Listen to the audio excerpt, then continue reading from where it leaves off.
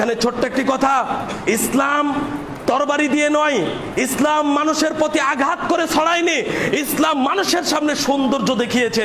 ইসলাম একটি সুন্দর ধর্ম, ইসলাম একটি মানবতার ধর্ম। এইটাই ইসলাম মানুষের সামনে যখন পরিষ্কার হয়ে গেছে, মানুষ তখন সাদরে ইসলাম গ্রহণ করেছে। দেখেন, বিচার চলে গেল আলী রাদিয়াল্লাহু আনহুর বিপক্ষে, অথচ বিপরীতে কি হলো? একজন খ্রিস্টান ন্যায় বিচার পাওয়ার কারণে মুসলমান হয়ে গেল। এর নাম ন্যায় বিচার, এর নাম ন্যায় বিচার। এই ন্যায় বিচার যদি আমরা প্রতিষ্ঠা করতে পারি সমাজে, যে যেখানে আছি, পরিবারে আপনি দায়িত্বশীল, আপনি আপনার জায়গায় ন্যায় বিচার করবেন। আপনি সমাজের প্রধান, আপনি মানুষের সাথে সুবিচার করবেন। আপনি রাষ্ট্রপ্রধান, আপনি সুবিচার করবেন। আপনি প্রধান বিচারপতি, আপনি সুবিচার করবেন।